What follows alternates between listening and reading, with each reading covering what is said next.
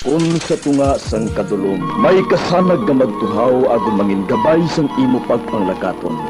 Ini bala pagbuot sang kahitaasan, ukon natabuan lang.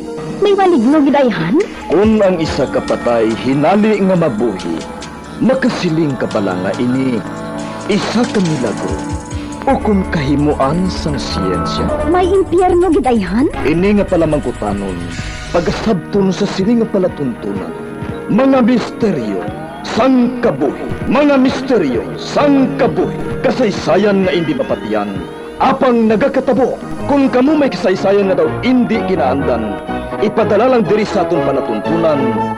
Mga misteryo, sang kabuhi. DYWB Bombo Radio, Mandalagan, Siyudad San Bacolod. Kag inaamon pagatagan sang kabuhi diri sa Mga Misteryo, sang kabuhi.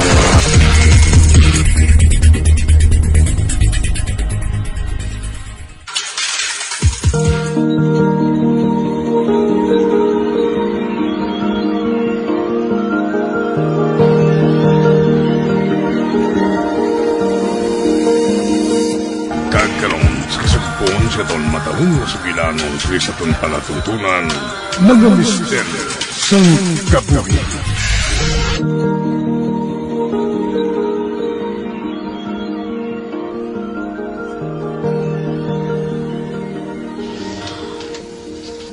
Mami! Ano yun na, Cristel? Dali di bala, Mami? Tupad di bala sa akon? Mapatupad ka naman sa akon sa atubang sang standing mirror? Lain gidabi, Mami, kung ari ka sa tupad ko eh. Nagagwapa ako tulupon. Teenager ka na pala. Tubata, gamay ka lang gihapon nga ginatawag man pa kuya. Tulo ka ba lang espeho, Mami? Daw nagasanag. Nga daw nagaliwat ang aton aura. Anara na ba lang kaugalingon mo? Nga ikaw na lang magpangispeho. Sa pila ka adlaw, ipasubli ko man ni sa imo. Oh, Mami, kamisteryoso sang espeho ni Lola mo. Daw nagapalanindo gani kung kaisang balahibo ko. Dugay ko nga tulok sa reflection ko diri. Ano?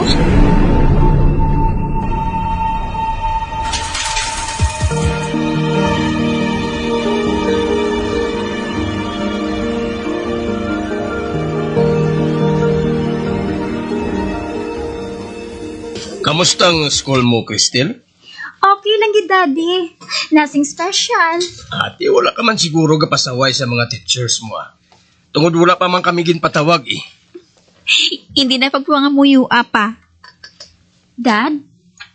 Nga wala niyo gid ko ginmanghura ni Mami, how?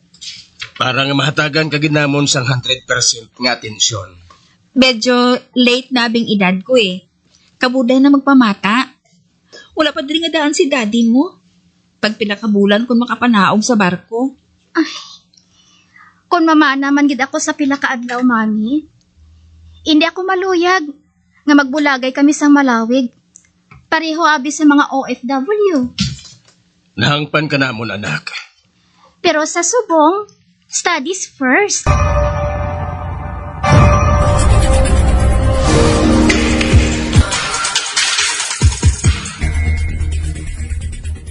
Ari naman ako sa tubang sa espeho. Ay, may wrinkles ka na milagros. Okay lang. Nag-edad na ako eh. Ginaistorya mo naman ang reflection mo sa standing mirror, Mami. Lain kuya kay Lola, kuya no. Makita kuya sa amat-amat ang uban ko. Ang wrinkles ko. Nga si Lola kuya sang una. Hindi niya makita nga nagtigulang na siya. Oh, matuod, Mami. Ambot kung ginapapati lang ako ni Lola. Kaya makita ko gani sa guya ko ang pinalian sa mga punggod ko sang una. Iyaya, may isa ka buhok nga bukay. Wala sisang nakita. Nagapati ka man sa Lola mo, Mami. Ano pa, Abi? Feeling ko, Mami, kung sinong nagapanag-ihas ng espeho, ginapagwapa giman niya. Tungod kung matupad ka sa akon, kung magpangispeho ako, hindi ko makita ang kaugalingon ko nga ako. Lain nga Cristel ang makita ko, Mami. Anong siling mo? Ang Cristel nga wala sang kabalaka, Mami. O nga Ano ba lang ginakabalakan mo? Mami, magsugid ka sa akon sa matuod. Nga wala ninyo ako nasundan. Cristel, Mami, ikaw na lang ginahulat ko nga magsugid sini sa akon. Gani palihog, hindi na ini pag-ilikom sa akon. Mahangpan ko ang mga bagay-bagay, Mami. Cristel, ang matuod. May cancer ako nga ginapakigbatuan.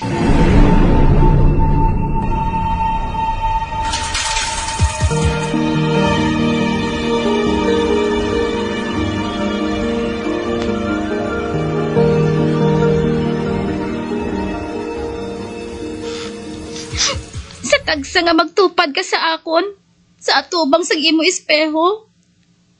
Ang healthy nga ikaw makita ko, Mami. Pero kung hindi diri, lain ang makita ko sa mga mata mo. Anak, patawara ako. Kung wala ko ninasugid sa imo. Hindi ako maluyag nga mabalaka kay. Ang mga mangod ko lang, kag si daddy mong nakahibalo.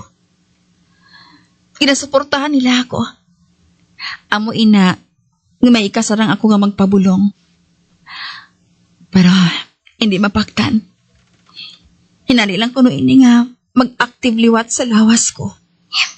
Mami, makumparar ko ang reflection mo sa espeho. Kagang matuod nga ikaw sa atubang ko.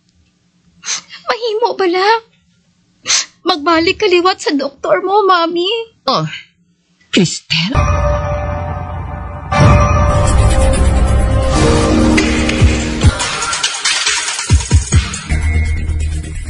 Mila?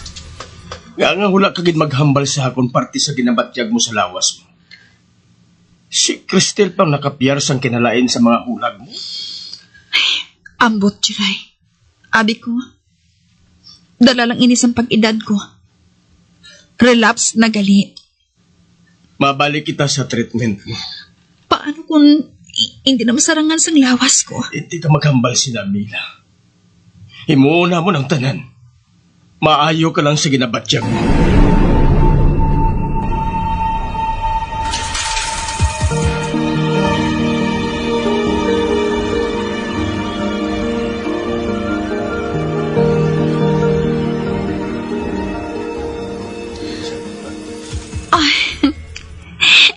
Kalbo na naman ako.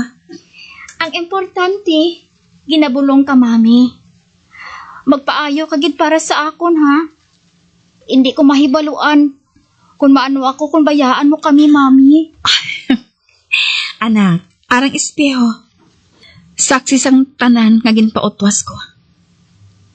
Ginahatag ko na ina sa imo. Dara mo ipaupok ang ginabatsyag mo. Hindi mo lang pagbukon, ha? Mami, doon nagapamilin-bilin ka na ya imo, yahaw. Hindi ako magbaton sang espeho nga ina. Malawig pa nga panahon. Nga gamiton mo ina, Mami. Mamilin-bilin man ako kag sa hindi. Sa imo tanan makadto ang akong personal nga mga pagkabutang. Mami, hindi ta anay pag-istoryahan ina, ha? Inom ka anay sang meds mo. Kag mag-relax ka na.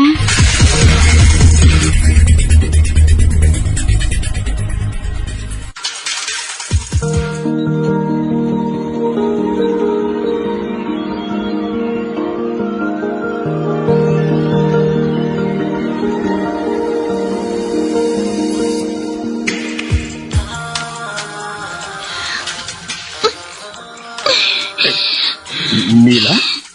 Anong ginabatyag mo? July, dumuhunas ang ginhawa ko. Ha? Nainom mo na ba ang mga bulong mo? Kainit sa patsa ko. Ginainitan ako. Dali lang. I-adjust tong aircon para nga magbugnaw pagin. Si Cristel. Tawaganay si Cristel.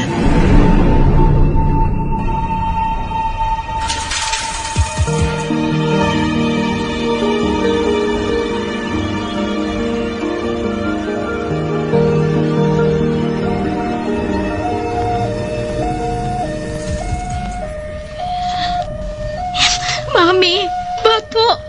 Bato yung ginabatsyag mo. Lapit na lang kita sa ospital. Palangga ko ka mo ni daddy mo.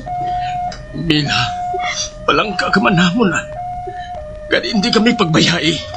Mami, hindi ko gusto na mapatay ka. Wala kita sa mahimo. Kung anong pagbuot sa Ginoo. Mami, ara ng ospital. Luya ko na magpabuhay. July. Cristel. Nakaabot na kita sa ospital, Mila. Dalon ko ikaw sa emergency room. Daddy, dali! Nawala na nagaginhawa si Mami!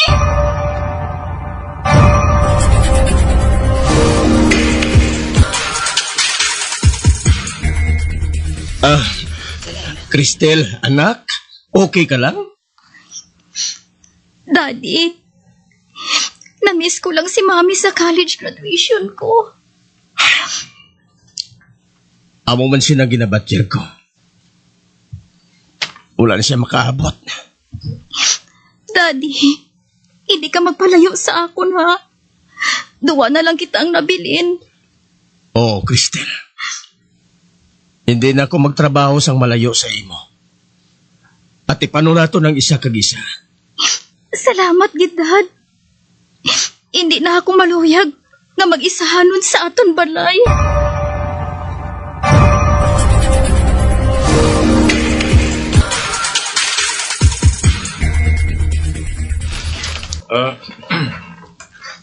Dad, ginapakilala ko galay sa imo si Dongkan. Nagapanguluyag siya sa akon. Mga adlaw si mo, sir. Mayong adlaw man si imo, Dungkan. Maayo kay nakapamasyar ka diri sa amon balay? Tungod amo ng luyag mo, Dad. Hindi ba na? Gusto ka. Kinanglan makilala ko man ang nagapangaluyag sa imo. Antes mo sabton. Bugtong ta ka nga, anak. Hindi mapos ako ng pagtugyan sa imo sa lalaki nga naluyagan mo kung hindi ko siya kilala. Luyag ko man nga makilala ka sang lubos, sir.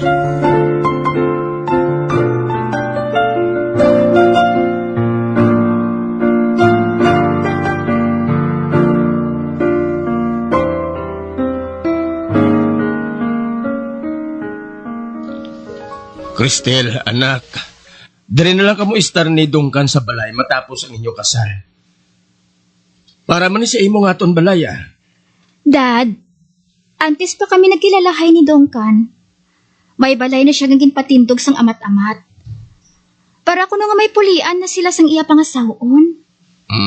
Amo bala. Kung amo, mangin isahanon lang ako dire sa aton. Dad, makuha kami sang timbang. Para may kaupod ka. Kag may ma-attender sa imo. Oh, hindi na kinahanglan. Mabakod pa man ako, ah. Mangita lang ako sang himuon ko nga kalingawan. Bisitahan ta ka di permi, Dad. Pangako ko'y na.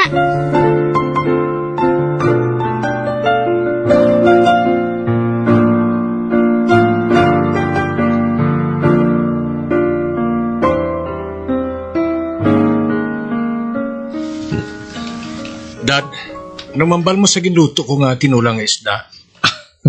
Nakasaho ako sang timpla mo, Dungkan. Laing gid man kung ship, ah. Salamat kid, Dad, ha? Sina, kaon pa. Dad, ginhandaan gid namon ang pagpamasyar mo diri sa amon balay. Oh, salamat, anak.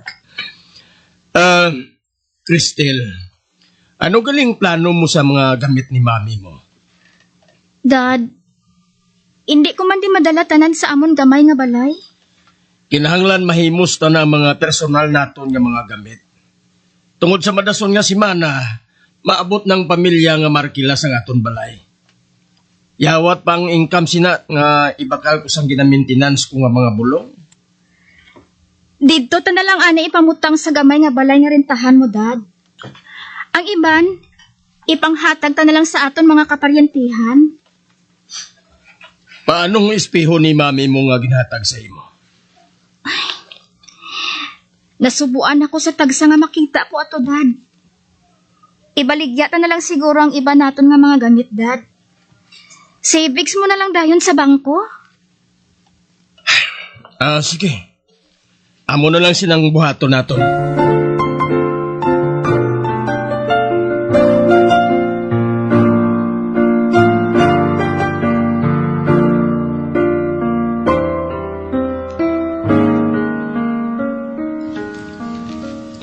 Ay, guys, hinay-hinay lang sa pagkarga sa truck, ha?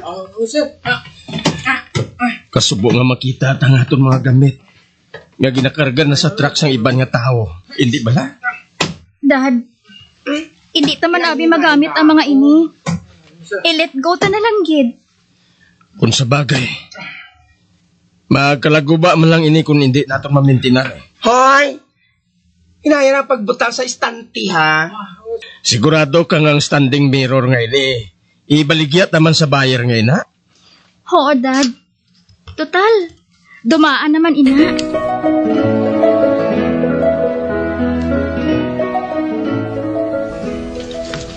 Katahom sing espiho nga ini.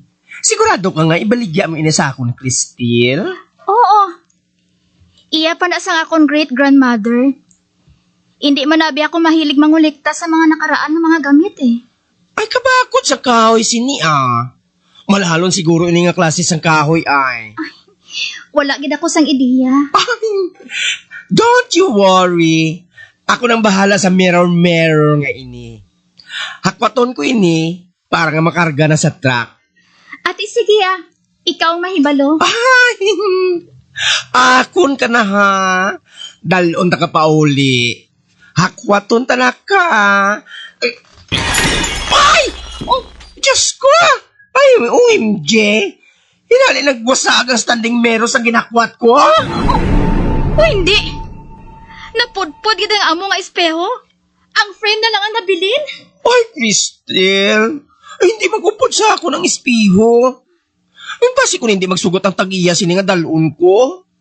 Ginakwat ko lang, nabuka gidayon. Wala gid kita sang mahimo. Kinabuka na ini. Ibilin ta na lang ang lawas niya. Ako nang bahala maghimo sa mga buka nga glass. Nabatyagan ko nga sa tanan nga gamit nga ginpamaligya ninyo, ang standing mirror nga ini ang hindi aprobado nga ipasalo sa iban nga tawo.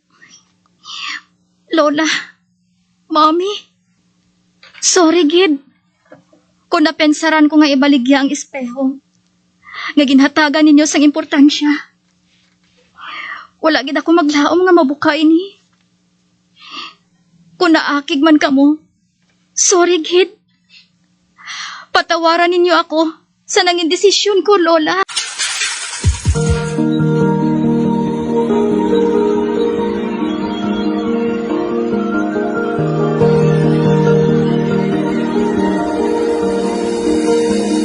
Magabiang di natapos na itong matahong kasaysayan kisa itong palatuntunan mga misteryo sa kabuhi. Bombo Radio Philippines. Patuloy na #1 sa drama. Fast pa Radio. Bombo